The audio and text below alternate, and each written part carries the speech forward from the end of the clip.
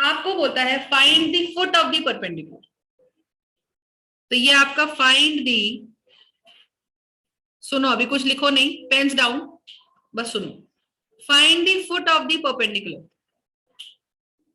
Find the foot of the perpendicular and the mirror image also of the point. So find the foot of the perpendicular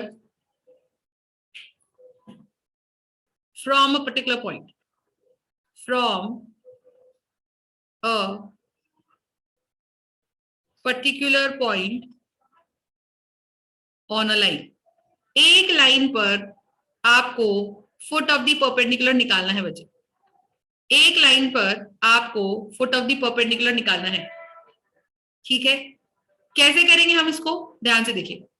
find the foot of the perpendicular from a particular point on a line. देखिए, देखो पहले मुझे ये बताओ, एक basic pre requisite knowledge चाहिए आपको इसके लिए कि कुछ जानने को। मुझे बताओ, अगर मैंने बोला कि एक मेरे पास है 2,7,6 और एक दूसरा पॉइंट है 3,2,9 और मैं आपको बोलती हूं कि ये ए पॉइंट है और ये बी पॉइंट है, तो मुझे बताओ ए बी वेक्टर के, I hope you are understanding, A B vector के डायरेक्शन रेशियोज क्या है, डायरेक्शन रेशियोज क्या है। तो आप क्या करोगे, इसमें से ये घटा दोगे,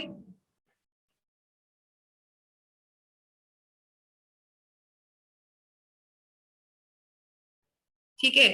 तो ये हो जाएगा 3 - 2 कॉमा y में से y घटा दीजिए 2 - 7 और z में से z घटा दीजिए। यही हमने सीखा था क्लास 1 या क्लास 2 के of this chapter. So that shall be 9 - 6 यानी कि 1 कॉमा -5 कॉमा 3। ये मेरे डायरेक्शन रेशियोज हो जाएंगे। बोलो, do you understand my point everybody. तो अगर मुझे कोई भी दो पॉइंट्स पता है तो उनको माइनस कर दिया जाए, अगर x में से x, y में से y और z में से z, तो हमें उनके डायरेक्शन रेशियोज पता चल जाते हैं। सही बात है, कोई दिक्कत है इसके अंदर किसी को तो बोलेंगे। Everybody, Mukul, I hope you are understanding. Mehar, Anugrah, Yuvraj, आशी, छवि, एवरीबडी गाइस, समझ पा रहे हो मेरी बात। तो कहने का मतलब ये है, कहने का मतलब ये है कि अगर मुझे कोई भी दो पॉइंट्स पता है तो we can just subtract them, okay, we can just subtract them to get the direction ratios of that particular line. उस लाइन का डायरेक्शन रेशियो लाने के लिए हम सिर्फ और सिर्फ उनको सब्ट्रैक्ट कर सकते हैं। मेरी बात क्लियर है, ध्यान से देखिएगा। अब आप ये देखो, मैं आपको क्या क्वेश्चन दे रही हूँ, जस्ट अंडरस्टैंड। मुझे बोला जा रहा है फुट ऑफ द परपेंडिकुलर निकालना है, तो क्वेश्चन कैसा है, कहता है find the foot of the perpendicular, find the foot of the perpendicular, क्या है ये, find the foot of the perpendicular of the point 0,2,3 on the line x plus 3/5 equals to y minus 1/2 equals to z plus 4/3। ठीक है, अब इस इतना अगर तुमको आ गया तो तुम बहुत सारी चीजें इसके साथ निकाल सकते हो, बट इतनी बात समझने की है। ध्यान से देखिएगा, मैंने क्या करना है, अंडरस्टैंड, ठीक है। Find the foot of the perpendicular, देखो ये पॉइंट है 0,2,3, ये कोई लाइन है रेड वाली लाइन जिसकी इक्वेशन मुझे दे रखी है x plus 3/5 equals to y minus 1/2 equals to z plus 4/3। ये 3D लाइन है बेटा। तो मैंने इस ब्लैक वाले पॉइंट से ये परपेंडिकुलर डाल दिया ब्लू वाला, ये परपेंडिकुलर डाल दिया ब्लू वाला। तो ए पॉइंट से मैंने ये डी पॉइंट निकालना है। मुझे ये बताना है कि ये डी पॉइंट के कोऑर्डिनेट्स क्या हैं। बेटा ये 3D लाइन है, अंडरस्टैंड, ये 3D लाइन है, ये रेड वाली लाइन 3D लाइन है। तो 3D लाइन के ऊपर 3 पॉइंट्स होते हैं, मतलब एक ही पॉइंट के 3 कोऑर्डिनेट्स होते हैं, X coordinate, Y coordinate and Z coordinate. I hope you are understanding. एक ही लाइन पे कोऑर्डिनेट्स होते हैं, तो X coordinate, Y coordinate and Z coordinate. एक मिनट,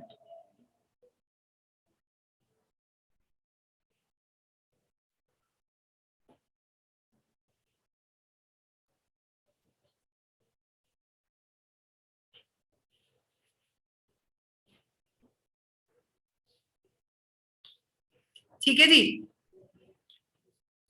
तो इसमें हर पॉइंट के 3 कोऑर्डिनेट्स होते हैं, X coordinate, Y coordinate and Z coordinate, ठीक है जी। अब मुझे बताओ, ये जो रेड वाली लाइन है, ये जो रेड वाली लाइन है, इस रेड वाली लाइन पे देयर आर मल्टीपल पॉइंट्स। देखो ये भी पॉइंट है, ये भी पॉइंट है, सारे पॉइंट्स है ना, ये सारे पॉइंट्स है। अब मैं आपसे पूछूं कि भाई इस हर पॉइंट का वैल्यू बता दो, तो आप सबसे पहले क्या करोगे? आप कहोगे कि भाई देखो ये तीनों बराबर है, तो ये तीनों लैम्डा के इक्वल हो गए।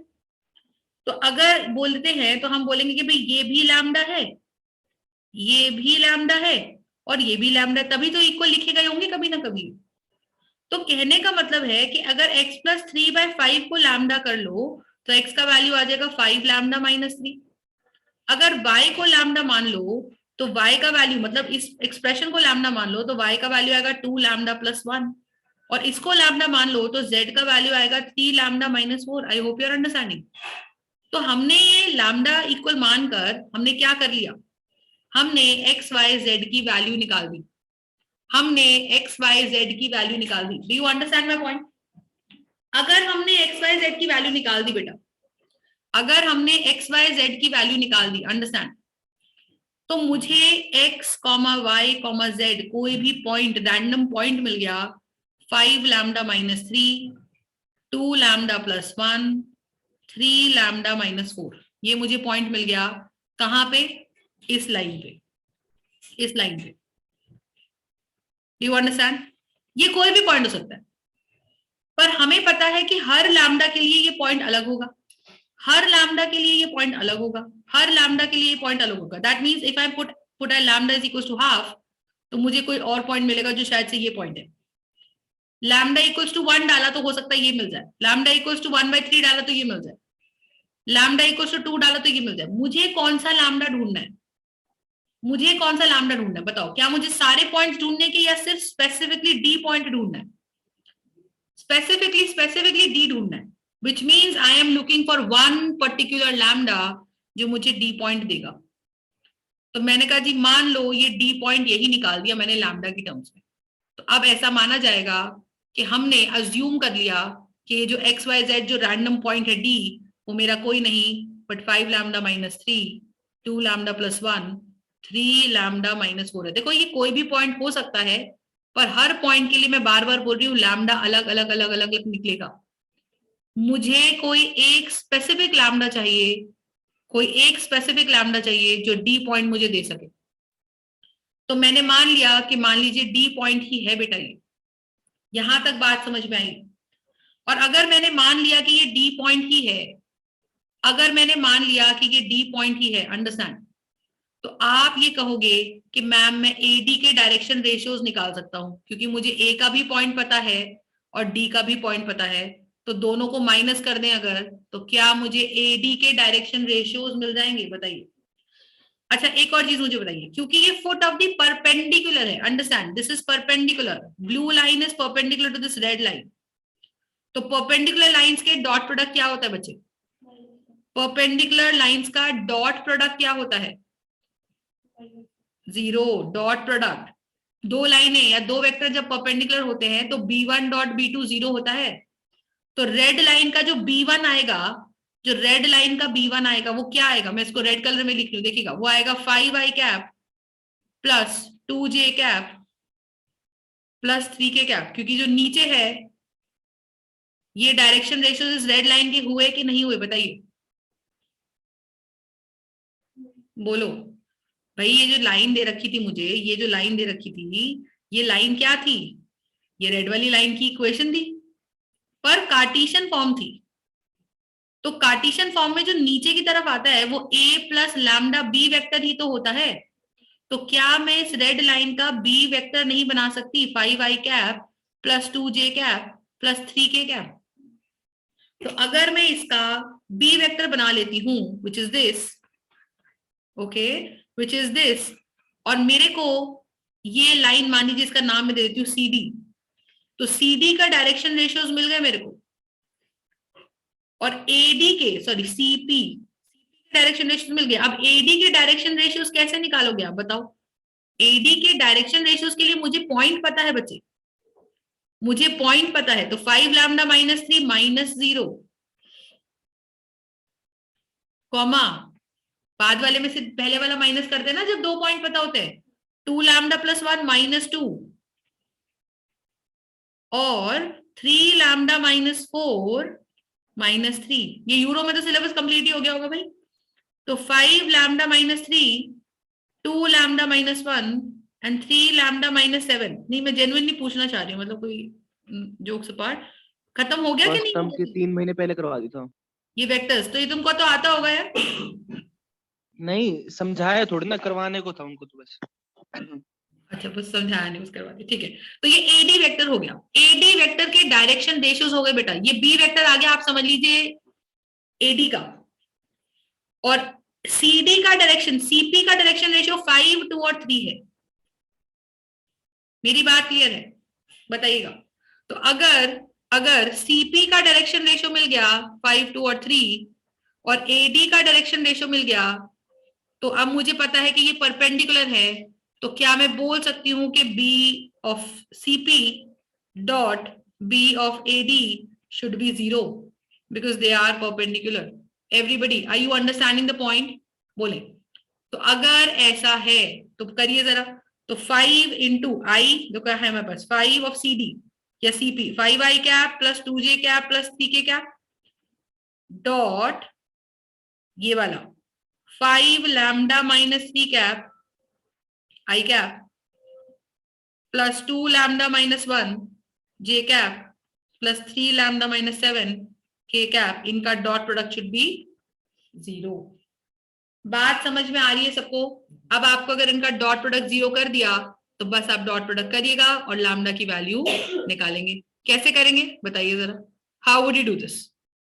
जस्ट डॉट प्रोडक्ट कर दीजिए, तो ये आ जाएगा 5 इंटू आई वाला हो जाएगा 5 lambda minus 3। Mehar, I hope you're understanding बेटा। 2 into 2 lambda minus 1। Ashi, are you understanding? Plus 3 into 3 lambda minus 7 equals to 0। कहीं पे भी कोई दिक्कत आ रही है बच्चे इसको तो बोले। एवरीबडी, मुकुल, युवराज, मुकुल, युवराज, आशी, छवि, ऑफलाइन किड्स। Yes ma'am.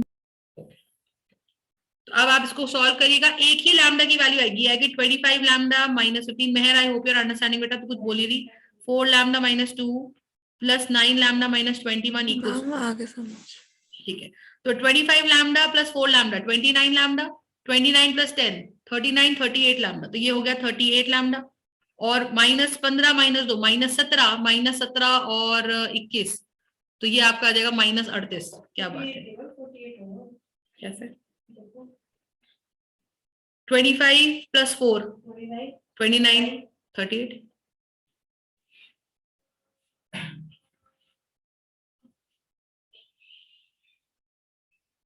अरे कहाँ से हुआ?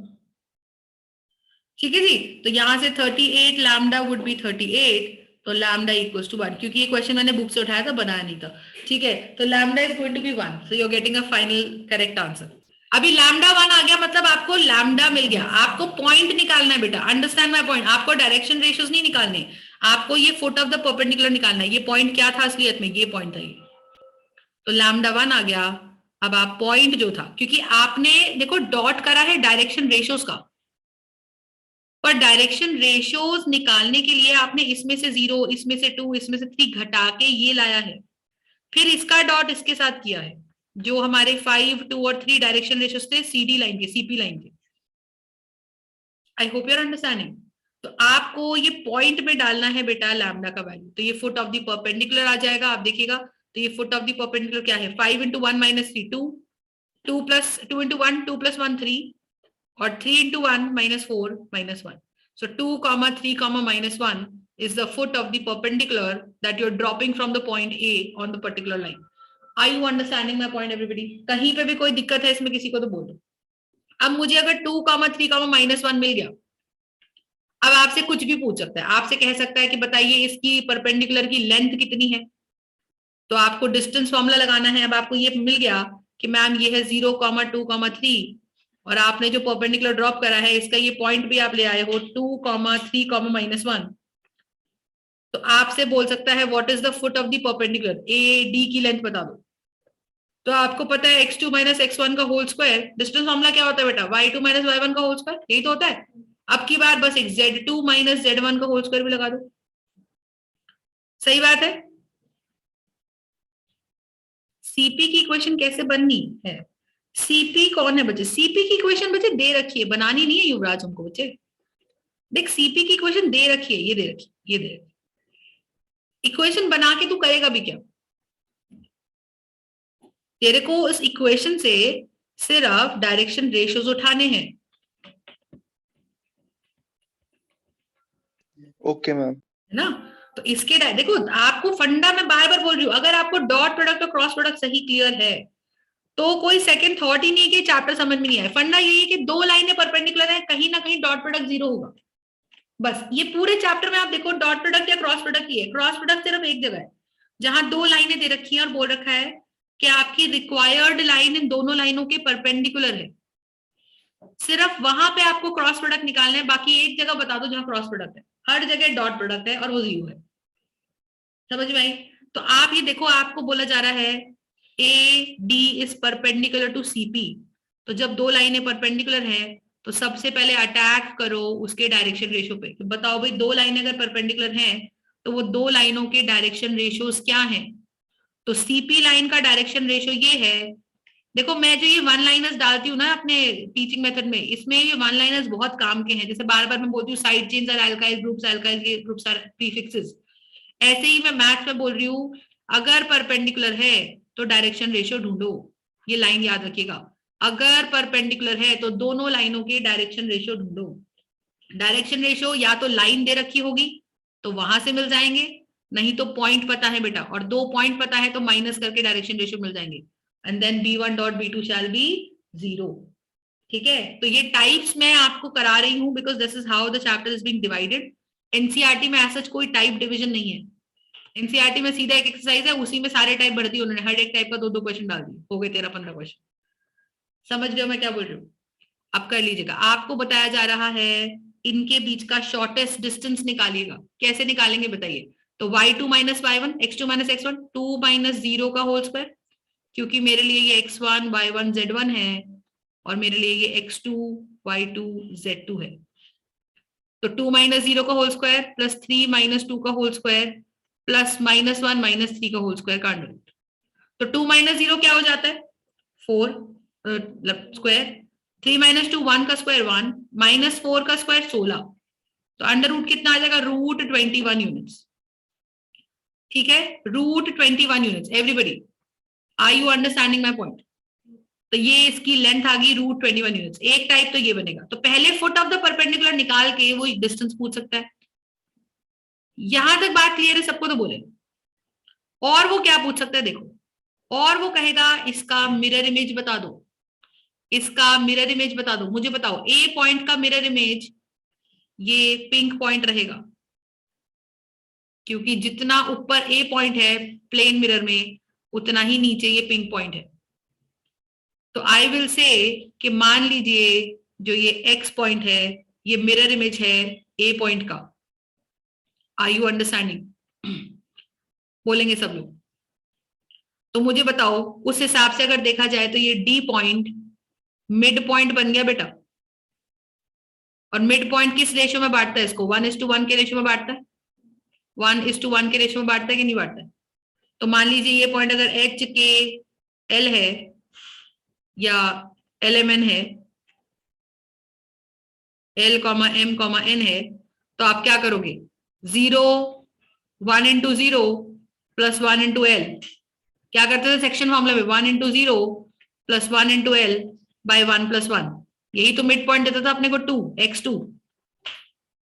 अरे सेक्शन फॉर्मूला याद है? फिर 1:1 का है तो 1 into 2, y के लिए लगाओ 1 into 2 प्लस ये वाला 1 into ये m। मैं डायरेक्ट भी कर सकती हूँ x1 + x2/2, अगर याद है मिड पॉइंट का। नहीं याद? और तीसरे की बात करेंगे तो that is basically here it is 3, और थर्ड वाले की बात हम करते हैं तो 1 into 3 + 1 into n upon 1 + 1 is going to be -1, ये वाला। तो बस यहां से अब आप l निकाल लीजिए, तो आपके पास देगा l/2 shall be 2, तो l का वैल्यू आ गया 4। यहां से आप निकालेंगे 2 + m/2 shall be 3, तो 2 + m shall be 6, तो m shall be 4। और यहां से आपका 3 + n/2, आज अग्रिम क्यों नहीं आया भाई? सो रहा था? मैंने तेरे को बोला था डेली लेके आना उसको। ठीक है जी, तो l, m और n, तो यहाँ पे मेरे पास कितना हो जाएगा 4, 4, -1। देखो अगर उसको यहाँ आने में दिक्कत है और मैं वीडियोस भेजती हूँ तो you will have to take the responsibility that he is completing. तुम समझ रहे हो मैं क्या बोल रही हूँ? वो मुझे पता है वो कोई लेने नहीं वाला, वो रख ही रहेंगे ऐसे। मेरा बस ये पर्पज है उसको बुलाने का यहाँ पे। ठीक है जी, कहीं कोई दिक्कत है इसके अंदर तो बोले। टाइप समझ में आ गई बेटा? फुट ऑफ द परपेंडिकुलर में 3 ही क्वेश्चन बनते हैं और कभी कभी ये तीनों एक में ही पूछ लेता है। तो जब ये क्वेश्चन 6-6 नंबर के आते थे तब हमारे पास ये तीनों एक में ही पूछता था, फुट भी निकालता था, मिरर भी निकालता था और लेंथ ऑफ द परपेंडिकुलर भी निकालता था। समझ गए हो? पक्का? कोई दिक्कत इसके अंदर? एवरीबडी? हाँ जी, तो ये आपका फुल फ्लेजेड एक क्वेश्चन है यार। मेरे टाइम पे तो 6 नंबर का एक क्वेश्चन आता था, बताते रही हूँ। ये जो मैंने अभी करा है ना, this used to be 1 question. तो अब क्या है, जहां तक मुझे लगता है कि they will just break it up. 4 number में आते ही पूरा नहीं पूछेंगे, या 4 नंबर में they would just take find just the foot of the perpendicular. ठीक है, पर पूछने को तो किस्मत खराब हो तो कुछ भी पूछ सकते हैं।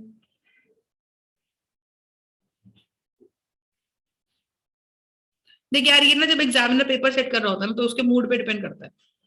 अगर वो किससे लड़के आएगा ना तो वो गंदा पेपर सेट करेगा, अगर वो खुशी खुशी आएगा तो वो इजी पेपर सेट करेगा, चेकिंग भी इजी करेगा, सीधी सी बात है। ठीक है,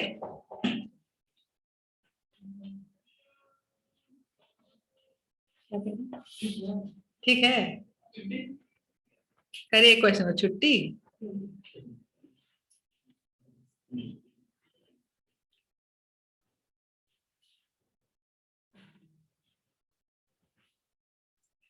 डन एवरीवन?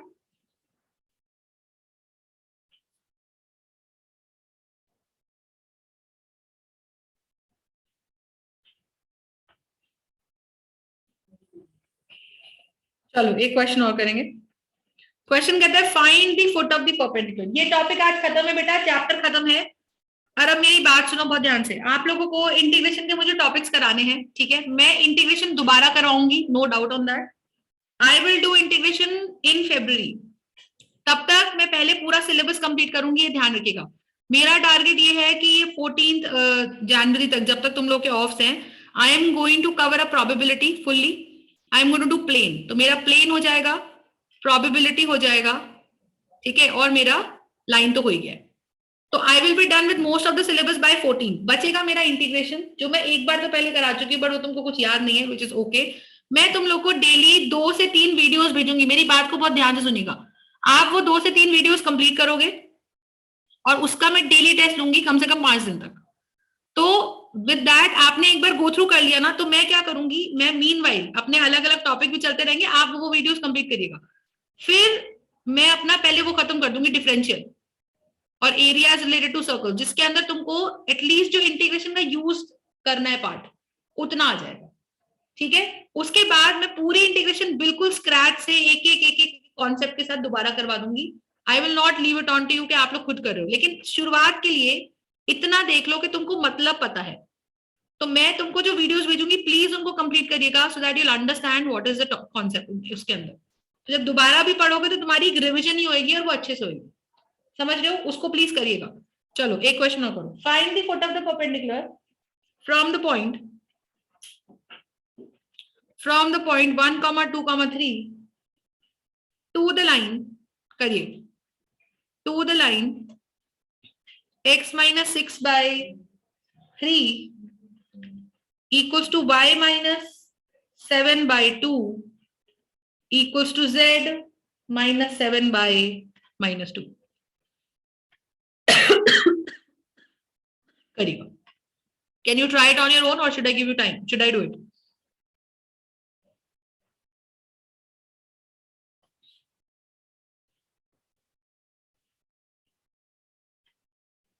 Copy कर ले question, only 1 minute is left. Mukul, are you understanding? Mukul तेरे को टाइप समझ में आ गया बेटा? नींद खुल गई मुकुल?